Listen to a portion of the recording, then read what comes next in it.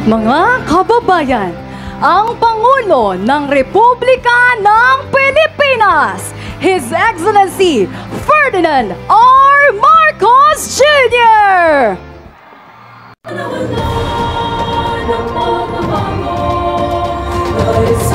Maligayang pagdating sa lalawigan ng Sorsogon, mahal na Pangulo. Happy Kasanggayahan Festival!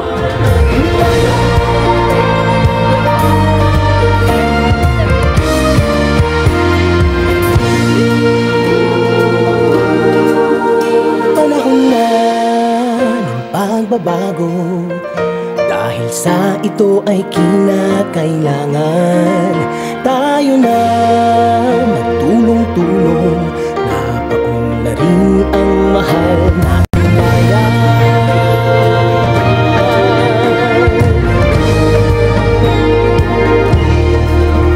Panahon na ng pagbabago, at iayos ang mga dapat ayusin. Dapat lang Muli, maligayang pagdating sa lalawigan ng Sorsogon, mahal na Pangulo! Happy Kasanggayahan Festival! Kuminha tayo, bagong malaki natin sa mundo at ipamalas ang bagong Pilipino at bagong Pilipinas.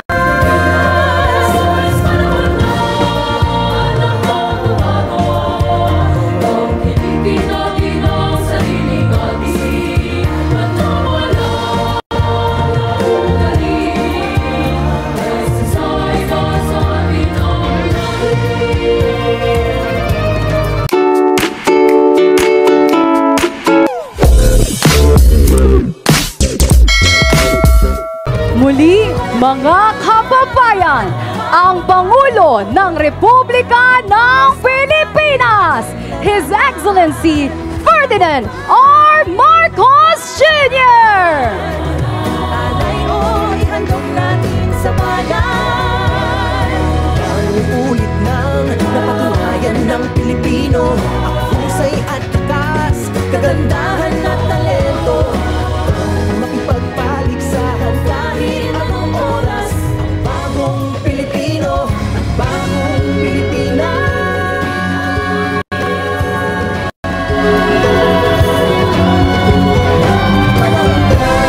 Diyos marahay na aga po sa Indogabos at welcome sa inauguration ng Sorsogon Sports Arena.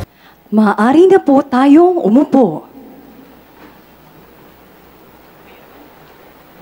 Ngayon naman ay inaanyayahan natin si Governor Jose Edwin Buboy Hamor ng lalawigan ng Sorsogon para magbigay ng kanyang pambungad na talumpati.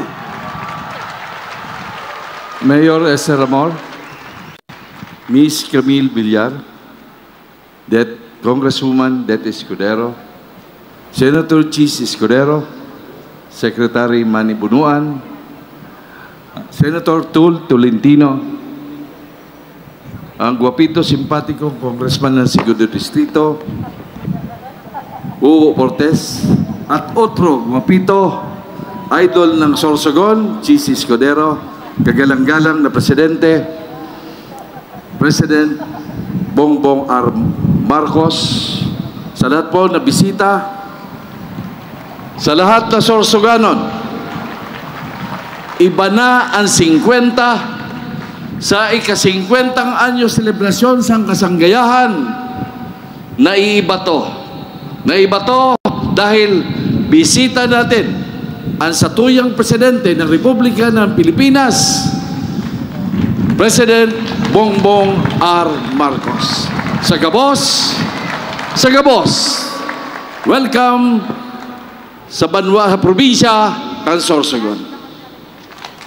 Maraming salamat po, Governor Buboy Hamor. Inaanyayahan po natin si Secretary Manuel Bunuan ng DPWH upang ipakilala ang ating panauhing pandangal. Mga kababayan, ladies and gentlemen, the President of the Republic of the Philippines, His Excellency Ferdinand R. Marcos Jr.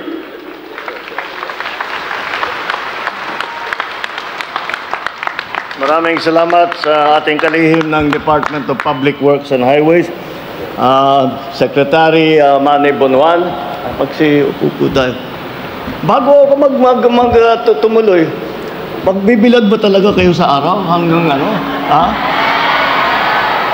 Masisira yung mga kutis ninyong napakagandang mga Bicolanang kutis. Magmumukha kayong Ilocano pagkatapos ng araw na ito.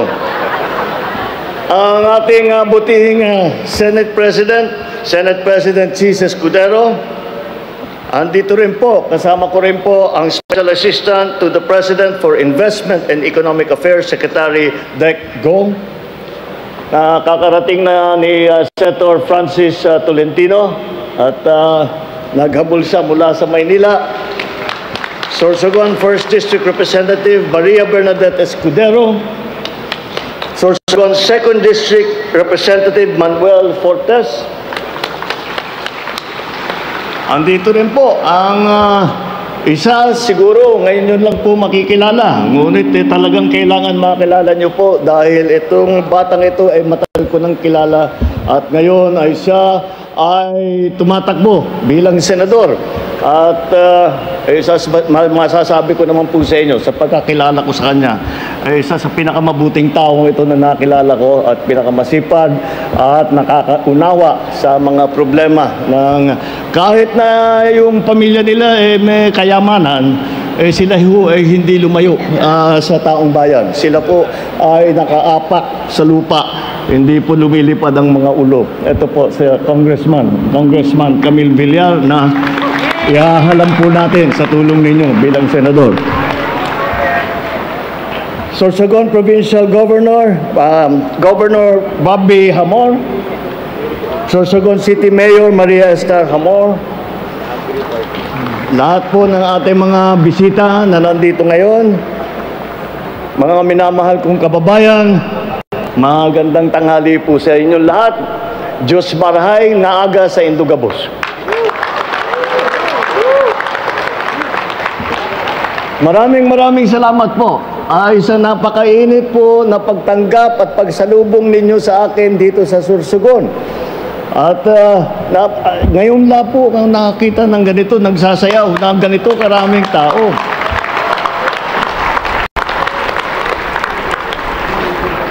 At akala ko yung sumasayaw lamang ang nandito sa baba. Bago napon ako, pati yung nakaupo, sabay-sabay gumagalaw yung mga kamay. Kaya magbabago ang ibig sabihin ng tinatawag ng audience participation. Dahil hindi na kayo audience, kasi kasama na kayo sa mga dancer. Maraming salamat po. Kaya tinitiyak ko ulit, sigurado ba kayo na diyan kayo sa araw? Akong nahihirapan sa inyo.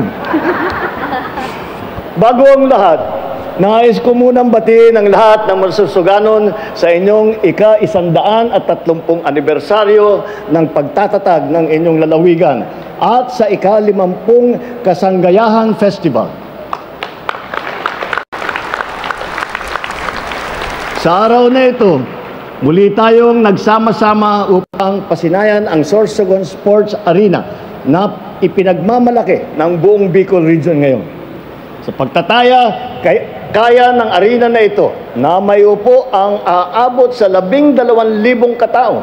Marami rin itong gagamitin bilang national training camp sa mga atletang Pilipino. At sa pagkaunawa ko, yung sinasabing 12,000, doon lang sa taas. Kung isasama mo yun dito sa baba, napakalaki. Kaya totoo nga, hindi tayo magtataka na ito ang pinag-uusapan ng mga Bicolano pagka tinatanong kung ano yung bagong mga na itatayo ang bagong pangyayari dito sa inyong region. Ito ay isang mahalagang hakbang upang maitaguyod natin ang ating mga kababayan na may angking galing sa larangan ng palakasan. Sa tulong nito, mabibigyan sila ng pagkakataon upang mahasa pa ang kanilang mga talento. Harinawa ay maidagdag pa natin sila sa hanay ng ating Olympian at atletang Pinoy. Lalayo pa ba tayo? Sa inyong lalawigan, mayroon tayong manlalaro mula sa kaagang si Ginoong Isidro del Prado. Siya ay nagpamalas ng galing sa 400-meter dash noong 1984 Olympics na ginanap sa Los Angeles sa USA. Sa bawat hakbang ng kanyang karera, itinampok niya ang tapang, katatagan at determinasyon, mga katangiang nagbubuklod at nagtataguyod sa ating bilang nagkakaisang bansa. Tulad din ng mga Olympian natin na lumahok nitong 2024 na Paris Olympics. Hangarin natin sa pamamagitan ng arena na ito, lalo pang dumami ang mga kababayan natin na magbibigay ng dangal sa ating bansa. Bagamat sports arena ang tawag dito, hindi lamang ito para sa mga larangan ng palakasan. Maaari din itong gamitin para sa pagpupulong, mga summit, konsyerto, mga patimpala. Kaya hindi natin may kakailang simbolo ng progreso ang Sorsogon Sports Arena. Sumasailalim ito sa patuloy na pagsisikap, pagtsatsaga at pag-unlad ng mga Sorsoganon at mga Bicolano. Sa pagkakatanda ko pa, noong ginawa pa lamang ang arena halos 2 taon na nakalipas, si dating Governor at ngayong Senate President si Chis Escudero ang nagpasyal sa akin sa probinsya ninyo. At ngayon, sa pamumuno ni Governor Hamor, masaya akong makita na pinagpapatuloy ninyo na siguradong matatapos ito. Tunay ngang isang halimbawa ito na kung tayo ay nagkakaisa para sa kapakanan ng taong bayan, aasenso hindi lamang ang isang lalawigan, kundi ang buong bansa. Kanina po ay nasaksihan ko sa aking pag-ikot kung paano tayong pinagbubuklod ng ating mga hangarin para sa bayan natin. Isang patunay dito ang Sorsogon National Government Center, isang one-stop shop government center na maglalapit at magpapabilis ng serbisyo sa taong bayan. Ito ay sumusuporta sa layunin ng ating administrasyon na mapadali ang serbisyo publiko at mapadami pa ang namumuhunan sa bansa. Isa pang halimbawa ng pagkakaisa ng layunin ng lokal at nasyonal ay ang pamahalaan ay ang Sampaloc Tenement. Ito ay magsisilbing kanlungan ng ating mga benepisyaryo mula sa Barangay Sampaloc na naaayon naman sa ating hangarin na mabigyan ng maayos at ligtas ng pabahay ang ating mga kababayan. Nag-uumapa ang aking kasiyahan dahil sa tuwing bumibisita ako sa iba't ibang lalawigan, makikita ko ang pagtatapos ng mga proyekto at pagsisimula ng mga programang aagapay sa ating sambayanan tungo sa tagumpay. Ngunit, parati ko nang sinasabi na marami pa tayong gagawin. Mula pa sa simula, pagkakaisa, ang hangad ko para sa isang mas mabisa at epektibong pamamahala. Kailangan nating magtulungan upang mas marami pang mga bata ang mabakunahan. Higit pang mabubuti ang seguridad ng kapayapaan at mapapababa ang kahirapan sa Sorsogon. Ang ating pagbuklod-buklod ang magbibigay din sa atin ng daan upang matapos ang ibang proyekto sa inyong lugar, katulad ng Sorsogon Provincial Sanitarium Facilities at yung pagpapaganda ng kalsada na papunta sa Bacon Airport. Maaring may pagkakaiba tayo sa paniniwala at sa opinyon, ngunit alam ko na tayo ay pinagbubuklod ng iisang hangarin na may angat ang antas ng pamumuhay ng bawat isang Pilipino. Kaya naman, umaasa ako sa suporta ng mga Pilipino, sa tulong ninyo. Alam kong makakamit natin ang mga hangarin natin para sa ikauunlad ng bansa. Muli, pinabati ko po kayo sa isang maligayang pagdiriwang ng Kasanggayahang Festival. Mabuhay ang Sorsogon, mabuhay ang Bicol Region, mabuhay ang bagong Pilipinas. Maraming salamat po at magandang tanghali po sa inyo lahat. Maraming salamat po, mahal na Pangulo. Ngayon ay ihahandog ng lalawigan ng Sorsogon ang isang regalo para sa ating mahal na Pangulo upang ipakita ang kanilang pasasalamat sa kanyang pagdalo ngayong araw.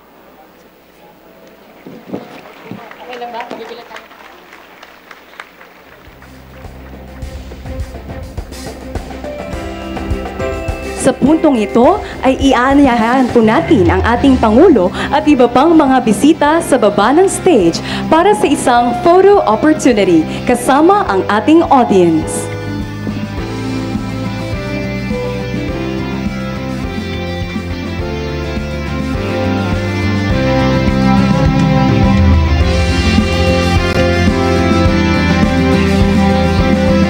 Muli, inaanyayahan natin ang ating Pangulo at iba pang mga bisita sa baba ng stage para sa isang photo opportunity kasama ang ating audience.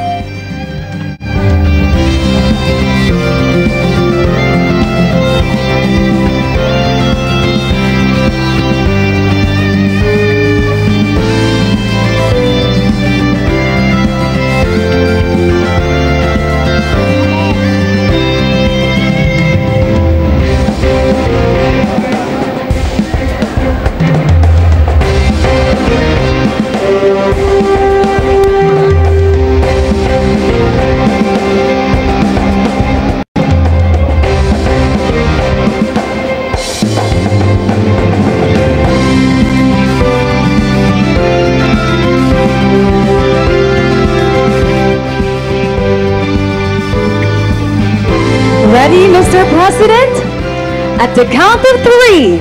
1, 2,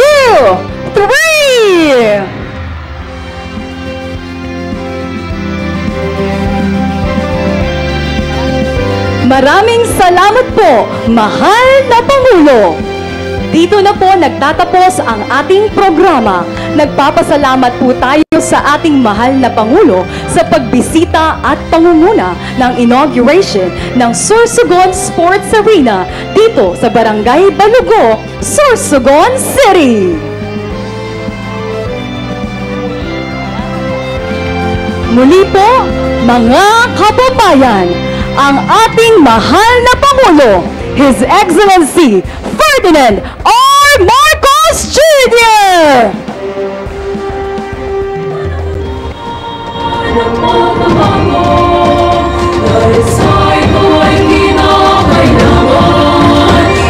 Paunawa pagkatapos ng programa, mangyari lamang po na tayo ay manatili sa ating mga upuan habang ang mahal na Pangulo ay hindi pa nakaaalis. Maraming salamat po.